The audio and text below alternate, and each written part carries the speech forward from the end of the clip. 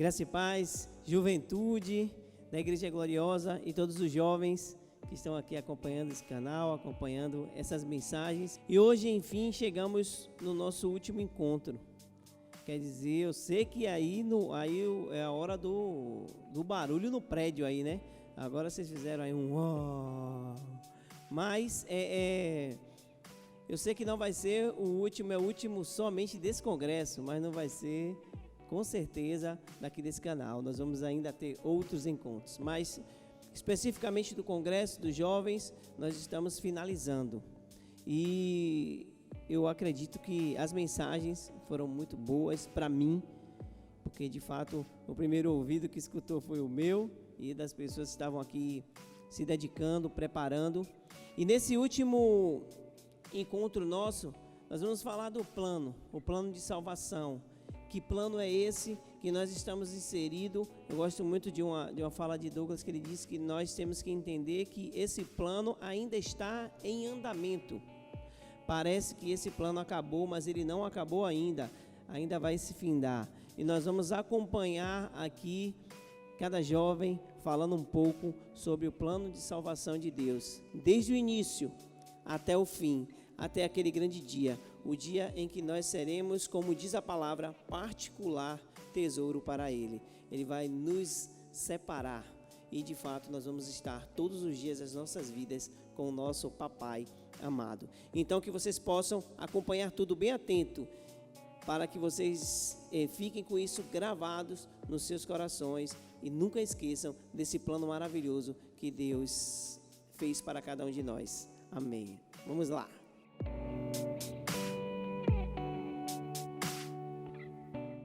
Graça e paz, galera. Quem é Deus? Eu queria trazer algo que não fosse tão óbvio, como Deus é o Criador de todas as coisas, Deus foi quem nos pensou, nos formou, Deus é amor, Deus é justiça, é o Ser Supremo, e isso tudo Ele é, mas todo mundo sabe disso. Essa semana eu me questionei muito sobre a pessoa de Deus. E vindo uma pregação, o pastor disse uma frase que eu achei muito interessante. Ele disse: cadê meu pai? Para entender um gênio, somente um gênio. Para entender um Deus, somente um Deus. E é isso. Se Deus pudesse ser entendido, Ele não seria Deus. Ele seria um ser humano como nós. E para nós entender isso, que alguém que não tem uma origem, por mais que seja no nosso inconsciente, a nossa mente não está acostumada com alguém que não tem um começo nem um fim. E Deus, Ele é infinito.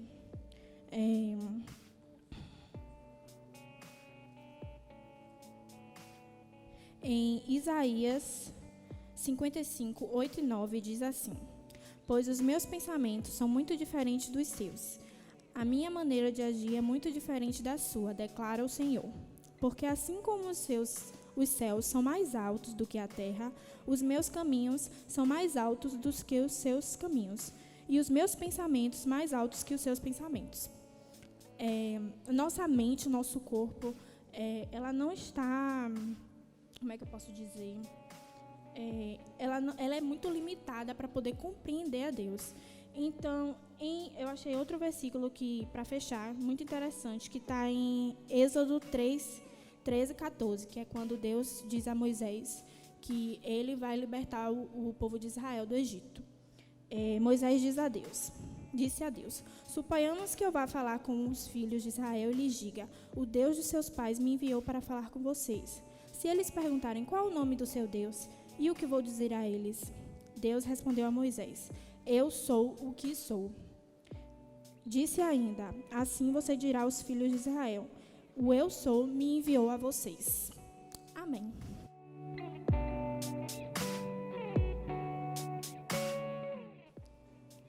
Continuando, vou falar um pouco sobre o propósito de Deus. Deus criou o homem conforme a sua imagem, conforme a sua semelhança. Por quê? Porque Ele queria ter uma intimidade maior conosco, né? Ele queria que a gente fizesse parte da família dele. Então, com isso, nos leva a pensar que Deus nos fez porque ele queria que nós tivéssemos a natureza dele, queria que a gente tivesse a imagem dele, que a gente resplandecesse a imagem dele aqui na terra.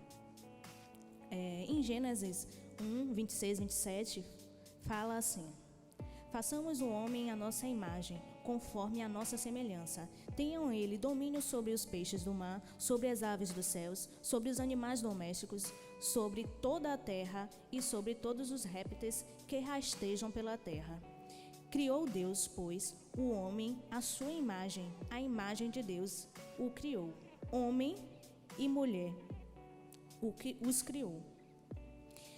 Nos leva a pensar que Deus fez Adão e Eva à sua imagem e sua semelhança. Sabemos que cada ser vivo reproduz segundo a sua própria espécie. Então, Adão e Eva iriam reproduzir filhos, e esses filhos iriam se multiplicar segundo a imagem de Deus. Esta seria a família de Deus, uma família de homens e mulheres santos, perfeitos, como Deus é. Mas como o propósito de Deus não pode ser frustrado, esse propósito ainda permanece, pois ainda terá um desfecho final, como diz lá em Apocalipse. Então, ouvi uma grande voz vinda do trono dizendo: eis o tabernáculo de Deus com os homens. Deus habitará com eles. Eles serão povos de Deus. Deus mesmo estará com eles. Amém.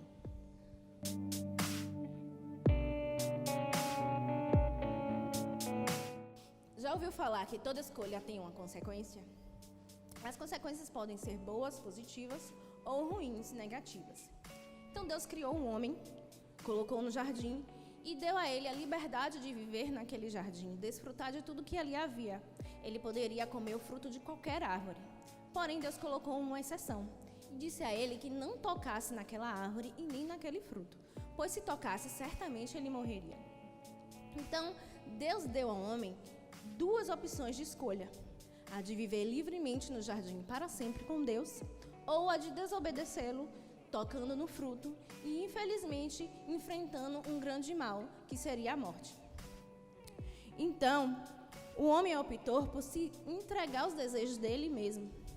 E, infelizmente, o inimigo das nossas vidas, das nossas almas, ele incitou o homem a fazer isso.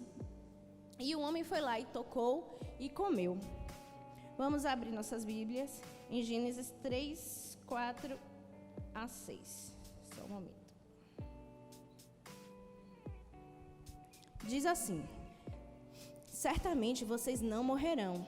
A serpente, o inimigo falando com Eva, retrucou a serpente: Deus sabe muito bem que no instante em que comerem dessa fruta, seus olhos serão abertos, e vocês, como Deus, serão capazes de distinguir o bem do mal. A mulher ficou convencida, reparando na beleza daquela fruta, e de que a sua fruta era agradável ao paladar e atraente aos olhos, além de lhe dar entendimento. Tomou a fruta e comeu-a. Depois ofereceu ao seu marido, e ele também comeu.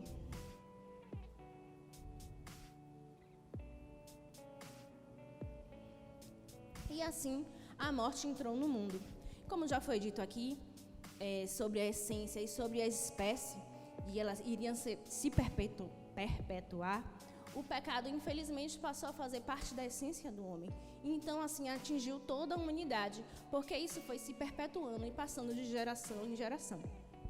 E, infelizmente, isso ainda acontece nos nossos dias. Deus, ele ainda nos dá o livre-arbítrio, o direito de escolha. Ele nos oferece a vida eterna com ele, desde que você o obedeça e siga os seus mandamentos.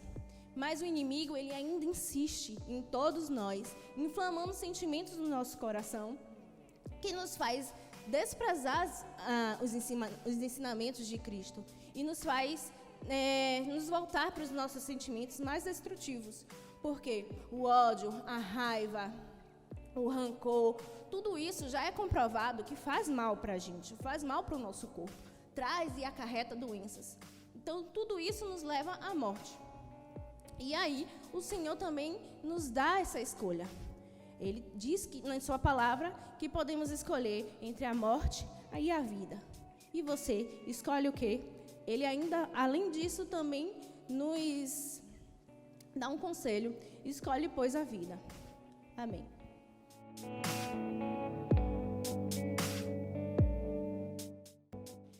Graça e paz, boa noite. Vou falar um pouco sobre a corrupção do homem. A palavra corrupção, ela tem sido muito falada na atualidade. Quando falamos ou pensamos em corrupção, lembramos logo dos políticos, governantes, grandes empresários, dentre outros. Mas será que só apenas esse grupo de pessoas fazem parte dessa corrupção? De certo que não. Será que nós, em nossa maneira de agir ou de pensar, também não temos sido corruptos? O famoso jeitinho brasileiro que procura sempre tirar vantagem em todas as coisas. Pense nisso. Mas o que vem ser corrupção? Vamos ver 3 conceitos. Primeiro, corrupção é o ato ou efeito de corromper ou corromper-se. Segundo, decomposição física de alguma coisa, putrefação. Terceiro, modificação das características originais de algo. Foi exatamente o terceiro aspecto que aconteceu com o ser humano. O homem foi criado à imagem e semelhança de Deus. E este homem, ele desobedeceu ao seu Criador. Ele pecou, se afastando assim da presença de Deus. Em Isaías 54, 2, diz assim: que as nossas iniquidades, elas fazem divisão entre nós e o nosso Deus, e os nossos pecados encobrem seu rosto de vós, para que ele não nos ouça. Desde ali, o homem começou a nascer já com o pecado. E em Romanos 11, 32, na parte A do versículo, diz que Deus, ele encerrou todos debaixo do pecado. E esse homem agora corrompido, né? Esse homem agora, né, com o pecado, ele passa a cometer erros cada vez piores. E até hoje nós sofremos as consequências desses erros. Mas será que existe uma esperança? Será que existe uma saída, uma solução para o pecado? De certo que sim. E foi o próprio Deus que providenciou.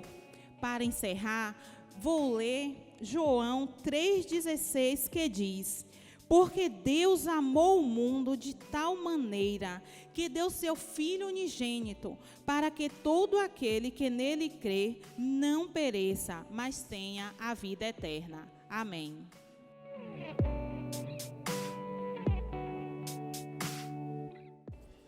Paz do Senhor, igreja. Queria dizer primeiro que é uma honra voltar aqui para falar com a minha família. Eu amo vocês, amo estar aqui. E é realmente uma honra para mim estar aqui nesse congresso, que é um momento tão especial para os jovens.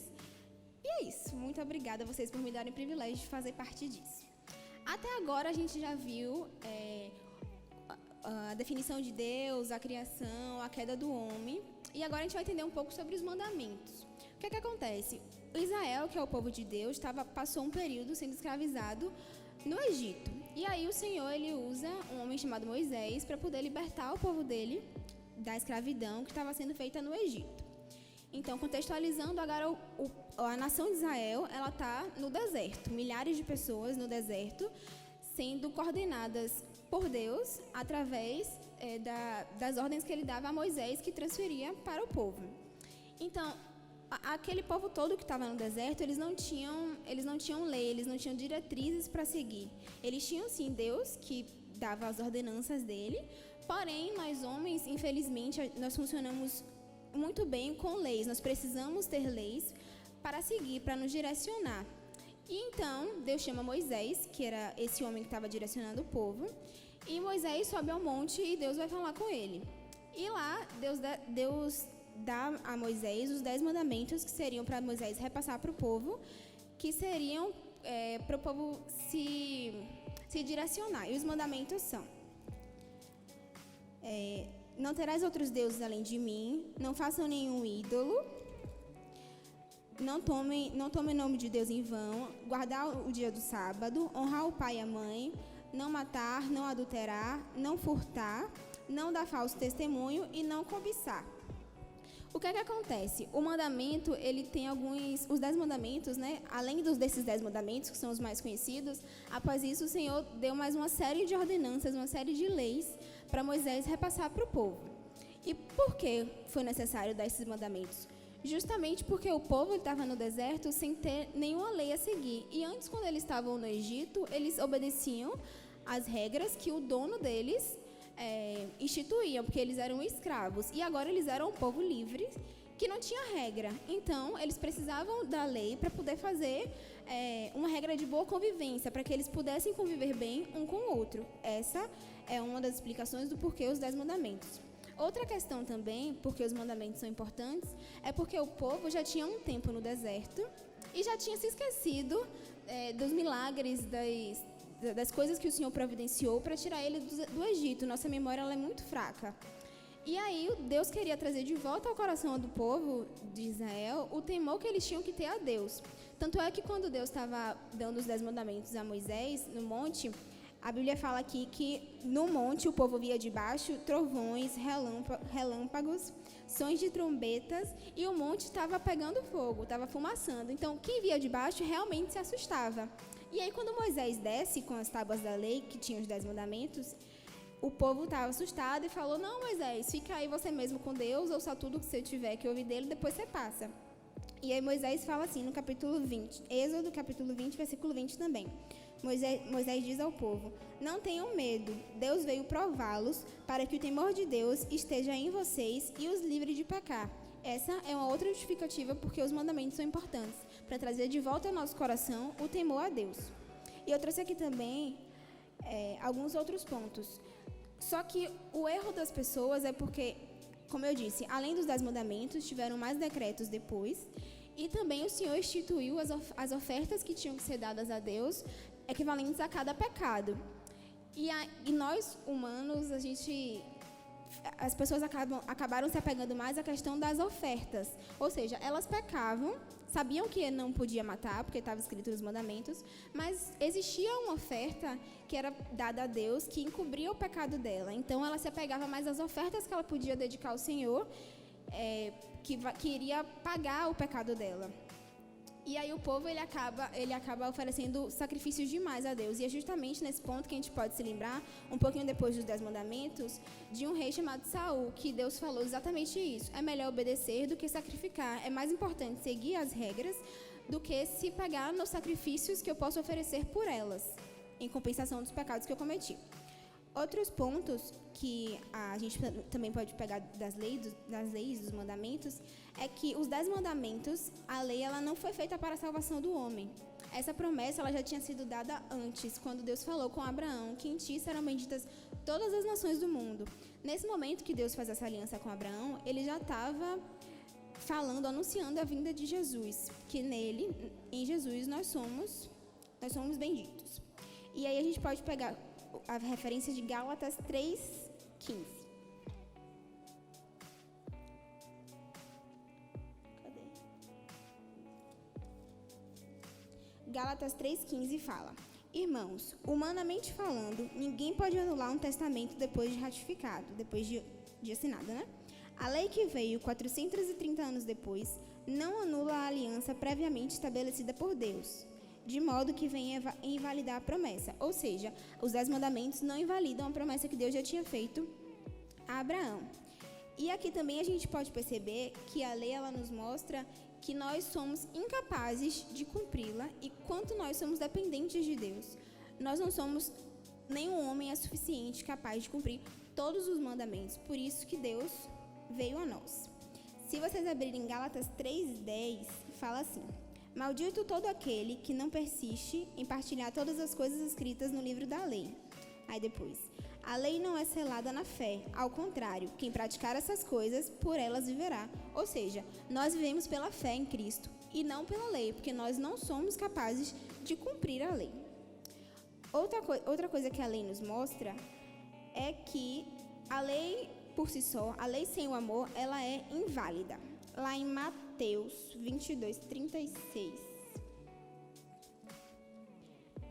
fala assim: os fariseus perguntam a Jesus: mestre, qual é o maior mandamento da lei? E Jesus responde: ame ao Senhor, o seu Deus, de todo o seu coração, de toda a sua alma e de todo o seu entendimento.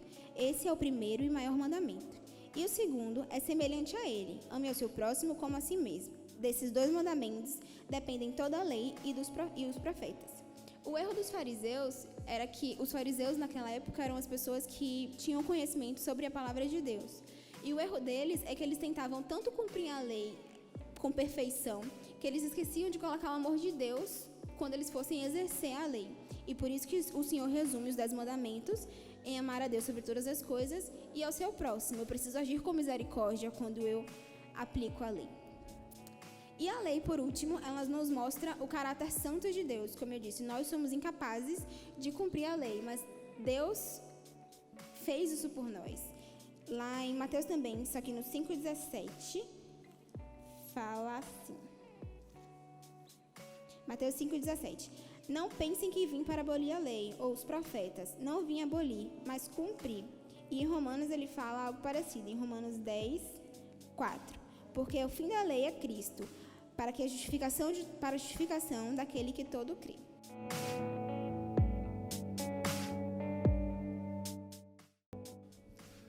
Paz, galera.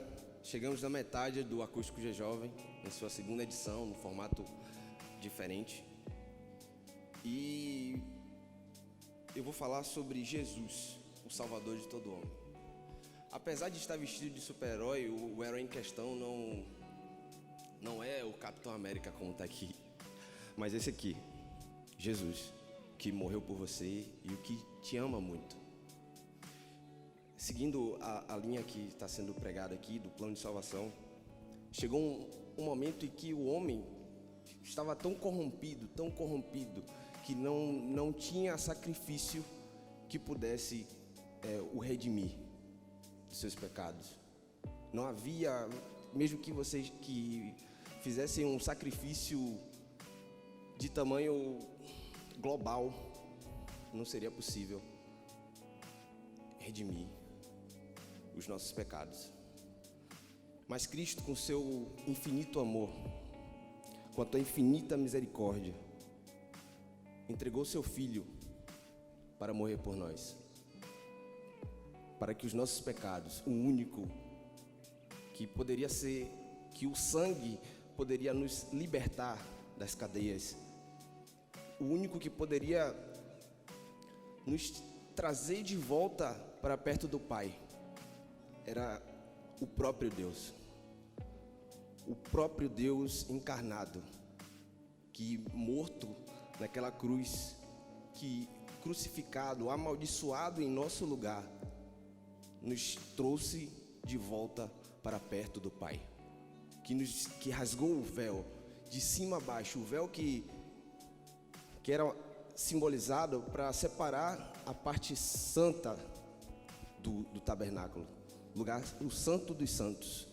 Ele rasgou o véu de cima a baixo, para que você tivesse acesso ao Pai. Assim como o pecado entrou no mundo por um homem, Cristo nos aproximou de novo por um homem, mas não era qualquer homem, era o Cristo, o Salvador, o super-herói, o único super-herói real e o único super-herói que te conhece, que te protege e que te ama. Eu vou deixar um versículo para vocês Só para que vocês entendam o quanto vocês são amados. Só para que vocês entendam o poder que tem nesse amor de Cristo. Ele está em João, capítulo 15, versículo 9. Como o Pai me amou, também eu vos amei. Permanecei no meu amor. Cristo sempre que Ele traz alguma lição, Ele nos dá um conselho. Ele traz uma afirmação e depois um conselho para essa situação. Ele diz, como o Pai me amou. Primeiro Ele dá um parâmetro de amor para vocês, que é o amor que Ele tinha no Éden enquanto andava com Deus, enquanto se relacionava com Deus. Esse amor que nos gerou lá no Éden, Ele está trazendo de volta aqui para você, dizendo, como o Pai me amou, eu também vos amei. E Ele aconselha, permanecei nesse amor. Então, tendo consciência desse grande amor, que foi o que te libertou, que te trouxe até aqui. Se não trouxe, espero que através dessa palavra, dessa grande jornada que a gente está fazendo, de 12 tópicos, você seja alcançado por esse amor. E eu tenho certeza que se você der lugar, Ele vai te tocar, Ele vai te transformar, e Ele vai te dar a consciência, não só de filho, porque foi com preço de sangue que Ele assinou o contrato de adoção, mas que você tenha a consciência de que você é livre. Pecado nenhum te domina, porque você é livre, as cadeias foram quebradas. Que você entenda isso, em nome de Jesus. Jesus é o seu Salvador, é o meu Salvador e é o nosso herói.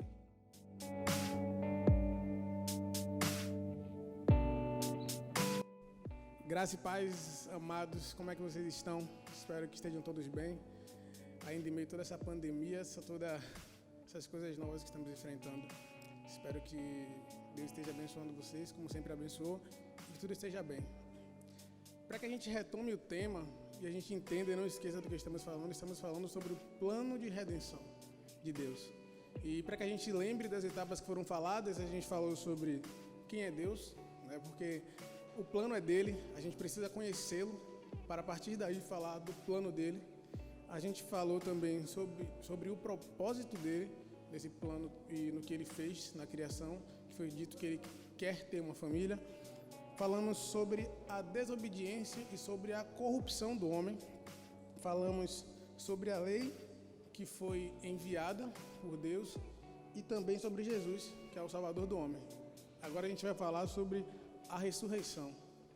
Agora há pouco foi dito que Jesus ele veio, que o véu se rasgou, que foi o sacrifício vivo do próprio Deus e que foi o que precisava, foi o sacrifício que precisava para acabar com o pecado.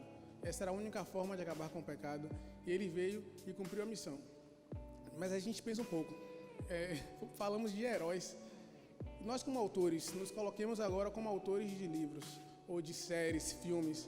Você, como autor, colocaria o herói para morrer no meio do filme ou da série? A gente não faria isso, eu não faria isso, porque eu penso que, acredito que todos nós pensemos que o herói, ele está no começo, ele está no meio, no final ele vence todo o mal e continua vivo ajudando as pessoas, servindo as pessoas. A gente nunca imagina que o herói ele vai morrer. Então Deus, com sua magnificência, mais uma vez, mostra os seus mistérios, colocando então o herói Jesus, que foi enviado para morrer no meio do plano e para a gente pensar assim, o que aconteceu? O herói morreu, o que aconteceu lá? Então os discípulos naquele momento ficaram, e agora? Fazendo um paralelo, já que estamos falando de heróis, um filme que eu assisti, que o vilão ele acabava cumprindo o seu plano e os heróis se perdiam em tese. Eu tinha plena convicção de que os heróis eles iam em algum momento vencer, como os apóstolos sabiam que Jesus voltaria, mas naquele momento foi tirado um representante deles, foi Jesus, e certamente causou uma tristeza neles naquele momento, como em mim gerou uma tristeza quando eu vi que o vilão tinha vencido no filme.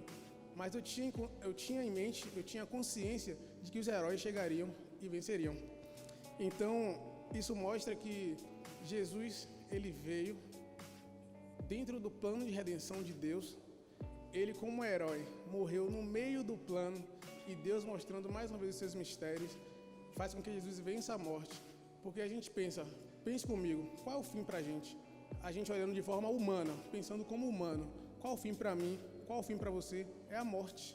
Então, Deus mostra que o plano dele vai se cumprir de qualquer jeito, independente de você querer ou não, independente da minha vontade ou não, ele vai se cumprir, porque até a morte ele venceu. E agora eu quero convidar os irmãos para fazer uma coisa muito boa, que por sinal eu gosto muito. Bora viajar um pouquinho, conhecer o mundo? Bora lá na França, olhem lá o túmulo de Allan Kardec. Quero que a gente vá lá, vamos lá no túmulo de Allan Kardec. Bora ver o que está escrito lá no túmulo dele. Você fala, irmão, a gente vai olhar o túmulo? Sim, bora lá olhar. Chega lá, pede licença, eu quero olhar aqui o túmulo de Allan Kardec. Vamos ver o que é que está escrito. Na Índia também, vamos lá olhar o que é que está escrito no túmulo de Buda. Vamos lá? Maomé também, vamos lá em Meca. Vamos ver o que está escrito no túmulo de Maomé lá em Meca.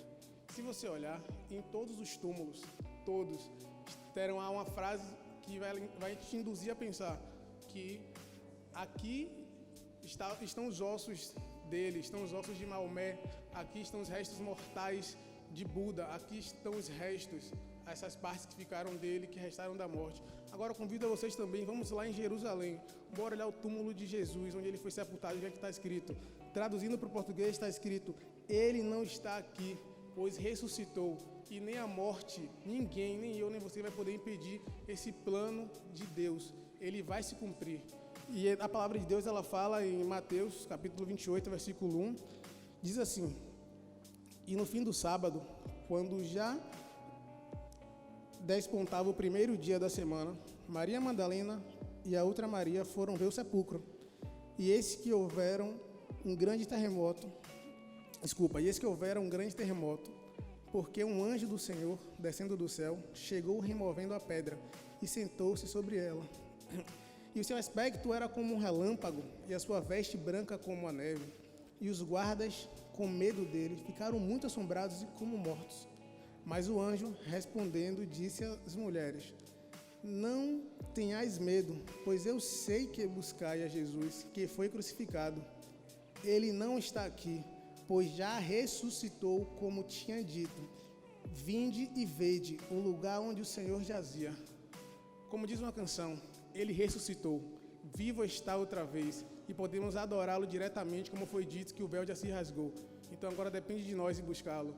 Então, embasando o que eu falei sobre o túmulo, tem nada lá, podem ir lá, não tem nada aqui, pois ele ressuscitou. E a palavra de Deus, em Marcos, 16º capítulo, versículo 16, fala que aquele que crê e for batizado será salvo. Estudando um pouco de lógica matemática, a gente entende que o "e" quer dizer que tem que ser adição, tem que ser um e outro. Aquele que crê e for batizado será salvo. Então creia nele de todo o seu coração, se batize e você será salvo. Mas aí vocês vão falar, mas e o ladrão da cruz, ele se batizou? Aí eu convido vocês a assistirem o devocional do presbítero Derival, que fala exceção ou regra. Isso ali foi uma exceção, não tratemos como regra. Mas, amados, que a gente entenda que esse plano ele está se cumprindo e ele vai se cumprir. E no final, como os filmes de heróis, tudo será feliz, tudo vai dar certo, a gente vai ver que Deus vai cumprir o plano dele e nem a morte que para a gente conseguiu pará-lo. E esse plano, sim, vai dar certo no final e glória a Deus por todas as coisas.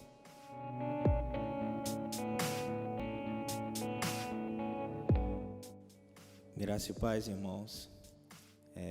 Vim aqui trazer uma palavra para vocês com muita honra, né, com muita alegria também, porque é sempre bom trazer e falar da mensagem de Deus. O tema que eu vim trazer para vocês hoje, irmãos, para vocês não, para nós, que eu me incluo também, é sobre o arrebatamento. O livro principal que eu vou usar aqui como tema é o livro de Mateus, capítulo 24, a partir do verso 30, que diz assim: então aparecerá no céu o sinal do Filho do Homem, e todas as tribos da terra se lamentarão e verão o Filho do Homem vindo sobre as nuvens do céu com poder e grande glória. O verso 31 diz assim: e ele enviará os seus anjos com rijo clamor de trombeta, os quais ajuntarão os seus escolhidos desde os 4 ventos de uma ordem à outra extremidade. Aprendei, pois, essa parábola da figueira, quando já os seus ramos se tornam tenros e brotam folhas, sabei que está próximo o verão. Igualmente, quando virdes todas essas coisas, sabeis que ele está próximo às portas. Em verdade vos digo, que não passará essa geração sem que todas as coisas aconteçam. O céu e a terra passarão, mas as minhas palavras não hão de passar. Ao lermos essa palavra, irmãos, trazemos a reflexão que, mediante ao momento que estamos vivendo, né, no nosso mundo, no nosso Brasil, no nosso planeta, vivemos um momento de pandemia da qual nos trouxe muita reflexão, pelo menos trouxe para a minha vida.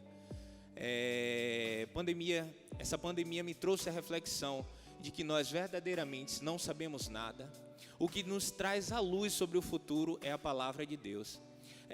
Mais do que nunca, eu entendo hoje o porquê a palavra de Deus diz que nós não devemos fazer planos, senão quando colocarmos a palavra, se assim o Senhor permitir. Porque quem imaginava na virada do ano de 2019 que viveríamos um ano como esse? A palavra de Deus, eu vou falar aqui do meu modo, conjecturando, mas a palavra de Deus diz que se o pai de família soubesse quando o ladrão viria na sua casa roubá-lo, ele se prepararia. A mesma coisa eu trago para vocês referente ao arrebatamento. Se nós soubéssemos quando o Senhor viria, nós nos prepararíamos. Mas a palavra de Deus, ela nos traz uma reflexão para que nós vivamos preparados. Sabemos que durante a nossa vida nós vamos pecar, vamos falhar, mas que esses pecados e que essas falhas, pelo menos na nossa vida cristã, não sejam voluntárias, porque não sabemos, irmãos. A palavra, eu convido os irmãos a abrirem também, através das vossas casas, no livro de 1 Coríntios, capítulo 15, a partir do verso 51, que diz assim: Eis aqui vos digo um mistério. Na verdade, nem todos dormiremos, mas todos seremos transformados. Num momento, num abrir e fechar de olhos, ante a última trombeta. Porque a trombeta soará e os mortos ressuscitarão incorruptíveis, e nós seremos transformados. Porque convém que isso que é corruptível se revista da incorruptibilidade, e que isso que é mortal se revista da imortabilidade.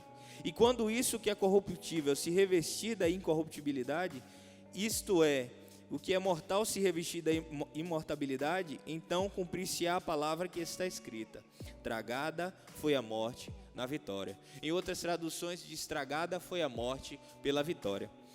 Um versículo que me chamou muita atenção nessa passagem que eu acabei de ler para vocês foi esse verso 52, que diz que os que morreram com Cristo ressuscitarão primeiro, para analisarmos o quanto somos honrados em servirmos a esse Deus. Até depois da morte, até na ressurreição, os servos de Deus, eles são honrados, né? Quando a gente fala da palavra arrebatamento, para muitos é tema, palavra de temor, porque muitos até não acreditam, porque dizem: essa questão de arrebatamento, minha bisavó já falava, minha tataravó já falava, minha avó já falava, e até hoje Jesus não voltou. Eu quero dizer aqui para vocês, se isso caiu na rotina, se você acha que esse fato não irá mais acontecer, você está enganado. Porque a palavra de Deus é viva e eficaz. E o tempo de Deus, ele não é o nosso, mas a palavra de Deus nos adverte para ficarmos atentos aos sinais que estarão por vir quando estivesse próxima esse arrebatamento. Eu trago uma passagem para vocês aqui também no livro de 1 Tessalonicenses, capítulo 4, a partir do verso 14, que diz assim: Porque se cremos que Jesus morreu e ressuscitou, assim também aos que em Jesus dormem, Deus os tornará a trazer com ele. Dizemos, pois, pela palavra do Senhor, que nós, que ficarmos vivos para a vinda do Senhor, não precederemos os que dormem. o mesmo Senhor descerá dos céus com alarido e com voz de arcanjo e com a trombeta de Deus. E os que morreram em Cristo ressuscitarão primeiro. Depois nós, os que ficarmos vivos, seremos arrebatados juntamente com eles às nuvens, a encontrar o Senhor nos ares. Assim estaremos sempre com o Senhor. Verso 18 me chamou muita atenção, que diz assim: portanto, consolai-vos uns aos outros com essas palavras. Porque o apóstolo Paulo, através da carta aos Tessalonicenses, nos deixou, foi inspirado por Deus a nos deixar essa palavra. Porque o Senhor que inspirou ele, sabia que durante a nossa caminhada nós passaríamos por um momento em que pensaríamos em desistir. Passaríamos por momentos que até a nossa fé seria abalada, a nossa esperança seria abalada. Será que Jesus vai voltar mesmo? Será que o Senhor vem me buscar? Mas eu te garanto, Ele vem. Porque a palavra de Deus, ela não mente, ela não erra. O homem pode errar, o homem pode falhar, mas Deus não falha. Há quem diga que Deus escreve certo por linhas tortas. Eu nunca acreditei dessa forma. Deus escreve certo por linhas certas, porque Ele é perfeito. Imperfeitos somos nós. Nós é que muitas vezes não entendemos o trabalhar de Deus. E para finalizar, eu vou deixar uma palavra aqui para os irmãos no livro de Apocalipse, verso 21,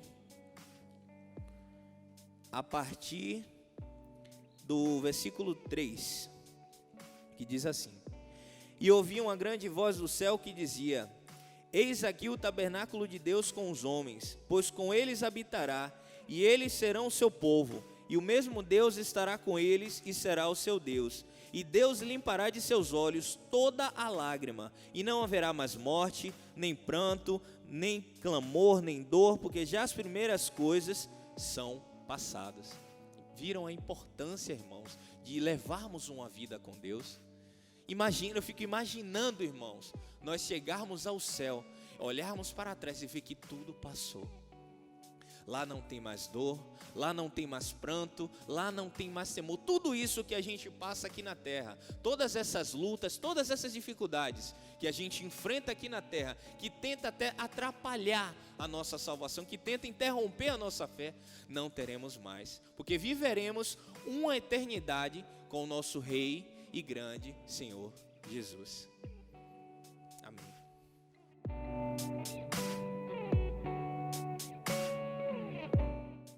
Graça e paz, juventude, que Deus abençoe vocês. E nós estamos aqui para dar continuidade. Vocês ouviram falar sobre o arrebatamento.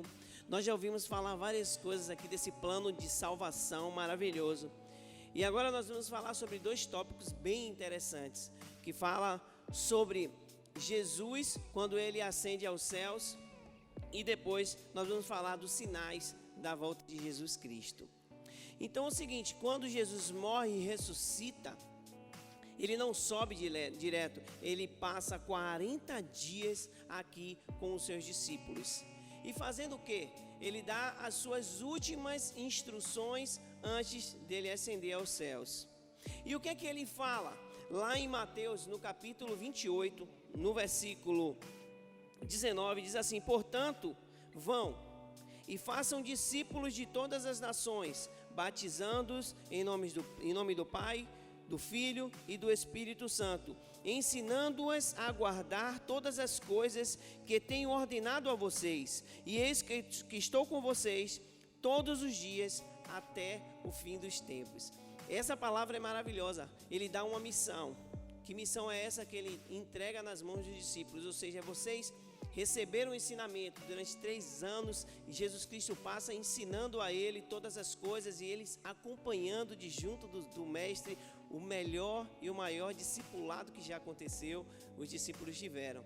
E depois que eles escutam e assistem tudo aquilo de perto do próprio Senhor, eles são enviados agora. Cristo envia eles e eles agora vão viver na prática. Só que Deus, ele é maravilhoso. Perceba o final daqui do versículo. Ele dá a missão e ele diz assim, ó: e eis que estou com vocês todos os dias até a consumação dos séculos. Ele está dizendo que vocês vão enfrentar diversas coisas. Vai ser difícil, não vai ser fácil. mas em todos os tempos, em todo o tempo eu estarei com vocês. E essa questão do todo, ela é muito interessante para mim, porque quando ele fala todo, o que ele está dizendo? Nos momentos difíceis, eu estarei com você. Nos momentos alegres da sua vida, eu também estarei com você. Então, ele está dizendo que ele se preocupa e ele vai estar conosco, com os discípulos e também conosco. Então, ele é um Deus que se preocupa. Então, quando ele ascende aos céus, ele deixa o Consolador, o Espírito Santo, para guiar. E é muito maravilhoso, porque assim, veja que coisa interessante. Ele sobe, se assenta à destra do Pai, e agora ele vai ser o nosso advogado. É o que Romanos 8:32 fala, que ele é agora o nosso advogado. Ele é aquele que intercede por nós, o intercessor. Que intercessor? O que é interceder? Ele se coloca entre Deus e nós. Agora aquele que passou por todas as coisas, ele que enfrentou todas as situações, ele sabe agora o que é estar na nossa pele, ele sabe o que é passar o que você está passando, ele sabe o que é passar o que eu estou passando, e agora ele é o nosso intercessor. Ele é o nosso papai, ele é o nosso Senhor, mas ele também é aquele que intercede por nós. Que coisa maravilhosa. E seguindo, sabendo que esse intercessor, que esse Deus está conosco, ele dá também uma instrução aos discípulos sobre os sinais da volta dele. Porque não vai ficar somente nessa situação aqui. Nós não vamos ficar somente aqui. Nesse plano existe um fim para ele. E o fim se dá com a volta de Jesus Cristo. E quais são os sinais que ele dá? Eu não vou ler os sinais aqui para vocês, porque está lá no livro de Mateus, no capítulo 24, é muito grande, mas eu separo algumas coisas para que a gente reflita. Ele diz assim, que haverá guerras, rumores de guerras, fome, pestes, terremotos, haverá nação contra nação, reino contra reino. Ou seja, ele dá o ambiente do fim, ele dá as situações para que nós possamos olhar para elas e identificar que está próxima a vinda dele. Então, que nós tenhamos essa capacidade de entender quando nosso Senhor vai voltar. E por que a gente precisa disso tudo? Porque na parábola das 10 virgens, eu acho que para mim, André, é o exemplo mais interessante dessa preparação que nós temos que ter para a vinda de Jesus Cristo. Quando ele diz que existem 5 virgens prudentes e existem 5 virgens loucas. E o que é que representa, o que é que diferencia a virgem prudente da virgem louca? É como ela preserva o azeite, como ela guarda o azeite que simboliza o Espírito Santo, ou seja, como ela guarda aquilo tudo até a vinda do noivo, a vinda do Senhor Jesus Cristo. Então, esses sinais da volta de Jesus Cristo que está lá no livro de Mateus capítulo 24, é para a gente ler e se preparar. Não é só para termos o conhecimento, é para agirmos. E para finalizar, essa questão do agir, eu tenho falado bastante até nos devocionais, que o fundamento que o próprio Cristo deixa para a gente é esse. Os 2 fundamentos é: aquele que ouve as minhas palavras e as pratica, esse será comparado ao homem que edificou a sua casa sobre a rocha. Então, o que é que ele está falando? Ele está dizendo que não é apenas ouvir, é aquele que escuta todas essas palavras, é aquele que sabe de tudo, aquele que tem o conhecimento, mas que não fica somente no campo do conhecimento, é aquele que pratica as palavras de Deus. Ou seja, saiba dos sinais, saiba o que você tem que fazer e faça.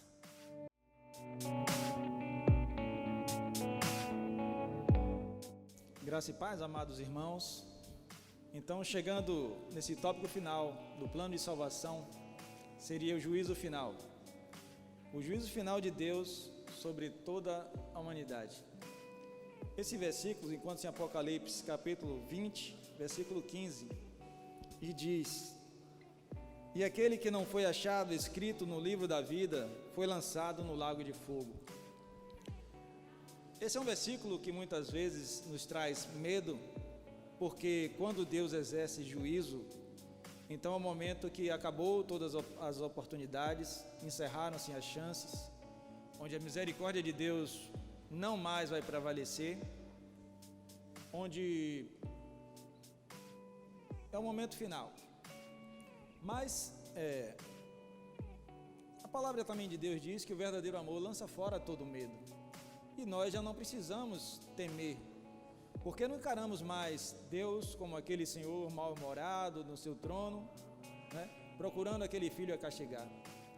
Nós entendemos que somos parte de um plano maravilhoso, onde um Deus resolveu ter uma família, criar uma família para que Ele pudesse, nessa família, demonstrar, expandir o seu amor, estabelecer uma relação. Então, para esses filhos, Ele predestinou lá desde o início. Ele deu um pré-destino. Antes de você imaginar para onde você iria ou pensar para onde você fosse, o próprio Deus estabeleceu um pré-destino. Então, lá no passado, Ele mesmo diz: eis que tenho te posto a bênção ou a maldição, a vida e a morte.